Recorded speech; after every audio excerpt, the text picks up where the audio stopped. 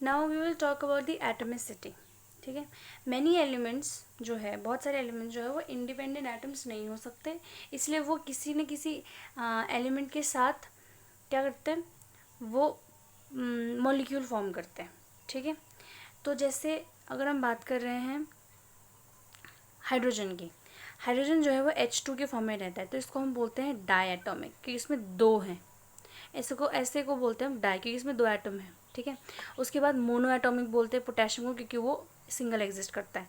उसके बाद क्लोरीन भी डाई एटॉमिक है. फॉस्फोरस जो है वो है टेट्राएटॉमिक या फिर पॉली एटॉमिक बोलते हैं हम ऐसे को. और सल्फर जो है वो 8 है. बोरॉन जो है वो B12 है.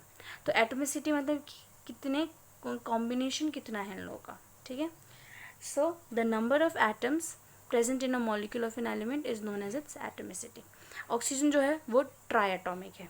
ठीक है, chemical formula is short form use to represent a molecule of a compound. It uses symbols for all the elements present in the molecule and indicates the number of atoms of each element. Chemical formula जो है वो short form है, ये show करने के लिए कि कोई भी कंपाउंड का जो मॉलिक्यूल है वो कैसे बना है. जैसे अगर हम बात कर रहे हैं वाटर की, ठीक है, तो उसका केमिकल फार्मूला क्या है. जब तक मैं H2O नहीं लिखूंगी तब तक आपको पता नहीं चलेगा कि इसमें दो हाइड्रोजन है और एक ऑक्सीजन है. तो केमिकल फार्मूला जो है उसको शॉर्ट फॉर्म है, ये लिखने के लिए कि कौन सा कितना मॉलिक्यूल है, कौन सा एलिमेंट कितना है. ठीक है ना, वैलेंसी इंपॉर्टेंट होती है. केमिकल फार्मूला जो है, केमिकल फार्मूला लिखने के लिए या फिर कोई भी कंबाइन होने के लिए वैलेंसी इज़ इम्पॉर्टेंट. वैलेंसी क्या होती है, कंबाइनिंग कैपेसिटी, कि एक एलिमेंट कितनी उसमें कैपेसिटी है दूसरे एटम के साथ कंबाइन होने की. ठीक है, it plays an important role in writing. ये केमिकल फार्मूला लिखने में भी हेल्प करता है. ठीक है, ओके, तो इसमें वैलेंसी लिखी हुई है, वैलेंसी आप क्लिक कर लो, ये वैलेंसी इम्पॉर्टेंट है. ठीक है, जैसे वेट जैसे हाइड्रोजन की वैलेंसी 1 याद रखना, सोडियम की 1, ये क्लोरीन, पोटेशियम इसकी 1, कॉपर की 1 या फिर 2, ऑक्सीजन का 2, मैग्नीशियम का 2, Fe का ये सब भी नोट कर लेना. ठीक है, उसके बाद ये रेडिकल है, मतलब जो यूज़ किया जाता है इसके साथ, मतलब ये पहले यूज़ किया जाएगा, बाद में यूज़ किया जाएगा. ठीक है, हाइड्रोक्साइल का 1, नाइट्रेट का 1, इसका फॉर्मूला भी लिखा है साइड में. ठीक है, अब राइटिंग ऑफ फार्मूला कैसे लिखते हैं. कोई भी केमिकल फार्मूला लिखने के लिए सबसे पहले हमें उस एलिमेंट का सिंबल पता होना चाहिए और उसकी वैलेंसी पता होनी चाहिए, दो चीज़ें. ठीक है, जैसे मान लो हमारे पास कंपाउंड दिया हुआ है कैल्शियम ऑक्साइड. ठीक है, तो हमें पता है, तो हमारे पास है कैल्शियम ऑक्साइड. ठीक है, अब हमें पता है कि कैल्शियम का सिंबल क्या होता है, Ca. ऑक्सीजन का सिंबल क्या होता है, O. ठीक है, उसके बाद कैल्शियम की वैलेंसी कितनी होती है और ऑक्सीजन की वैलेंसी कितनी होती है. कैल्शियम की वैलेंसी होती है 2 और ऑक्सीजन की वैलेंसी होती है 2. ठीक है, देखो यहाँ पे लिखा हुआ है कैल्शियम की वैलेंसी 2. ठीक है, और ऑक्सीजन की वैलेंसी भी 2. अब हमने इसको लिखा यहाँ पर, नीचे लिखा. उसके बाद क्या करेंगे, हम इसको क्रॉस करेंगे. क्रॉस करने के बाद हम Ca में यहाँ 2 लगेगा, ऑक्सीजन में 2 लगेगा, क्योंकि दोनों कट हो जाएगा तो ये CaO बन जाएगा. एक और एग्जांपल, तो कैल्शियम ऑक्साइड का केमिकल फार्मूला है CaO. एक और एग्जांपल देखते हैं, जैसे है Zn hydroxide, zinc hydroxide.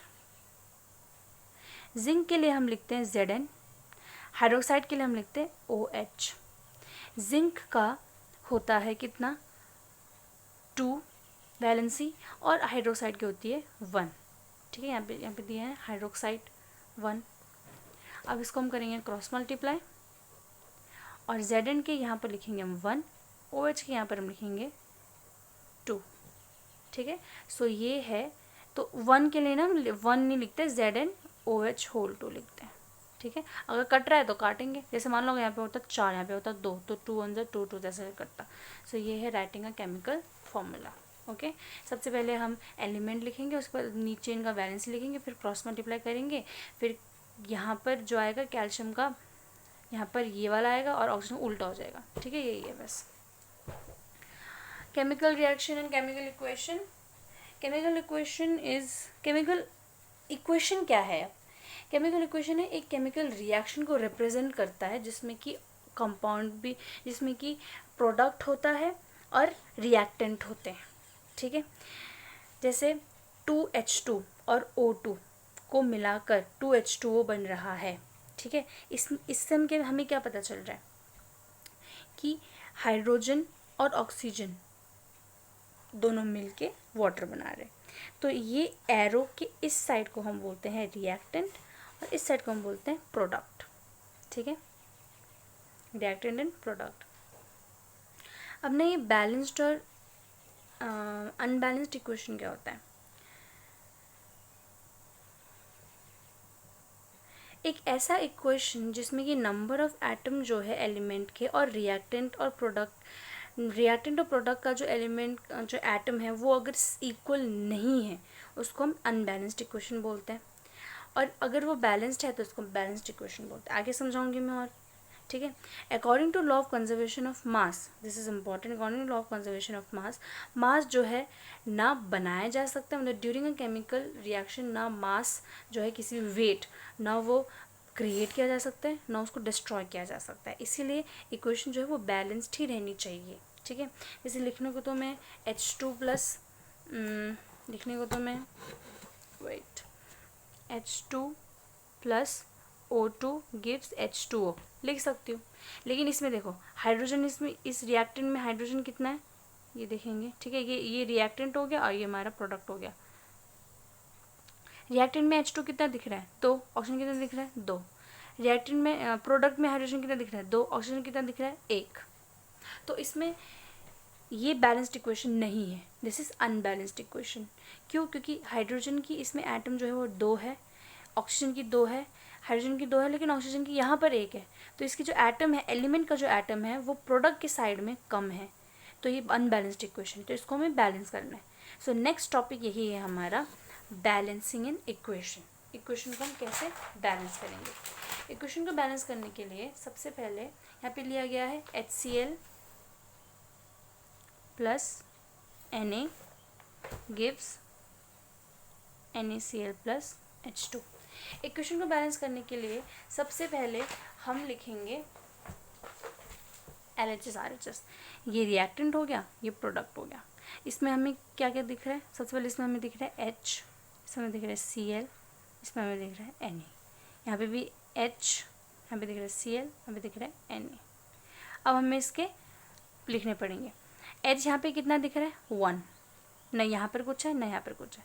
Cl कितना दिख रहा है यहाँ पर 1, Na कितना दिख रहा है 1, यहाँ पे Na कितना दिख रहा है 1, Cl कितना दिख रहा है 1, H कितना दिख रहा है 2, क्योंकि यहाँ पे H1 यहाँ पे 2 हो गया तो ये अनबैलेंस्ड हो गया, ठीक है। इक्वेशन जो है पहले से बैलेंस्ड भी होता है, ठीक है। तो हम यहाँ पे हमें क्या दिख गया, ये अनबैलेंस्ड। अब हम इसको क्या करेंगे, बैलेंस करेंगे, क्योंकि यहाँ पर बैलेंस है तो हम यहाँ पर अगर इंटू 2 करेंगे तो ये 2 हो जाएगा, तो हमने यहाँ पर लिख दिया 2। तो ये जो 2 होता है ना हमेशा यहीं पर लिखा जाता है साइड में, लेकिन इससे क्या हुआ, क्योंकि यहाँ पर 2 लिखा तो क्लोरीन जो है वो भी 2 हो गया, क्योंकि क्लोरीन 2 हो गया तो इधर का भी हमें क्लोरीन 2 करना पड़ेगा, तो हमने इधर 2 कर दिया। क्योंकि यहाँ पर हमने एक प्रोडक्ट का 2 किया तो हमें यहाँ पर इसको 2 करना पड़ेगा, ठीक है। अब इससे क्या हुआ कि ये भी क्या हो गया 2 हो गया। अब क्योंकि ये 2 हो गया तो हमें इस Na को भी यहाँ पर 2 करना पड़ेगा तभी बैलेंस होगा। So this is a final equation जिसमें कि H भी 2, क्लोरीन भी 2, Na भी 2, Na भी 2, Cl भी 2, H2, ठीक है। This is called balanced equation. That's it for part 2 and this chapter, ठीक है। चैप्टर के क्वेश्चन, ये बुक NCERT ही है, मतलब सेम है, इसमें बस ज़्यादा कंटेंट दिया हुआ है। NCERT जो दूसरी वाली है वो सेम है, क्वेश्चन आंसर्स आप उसमें से कर लेना। Okay, that's it for part 2।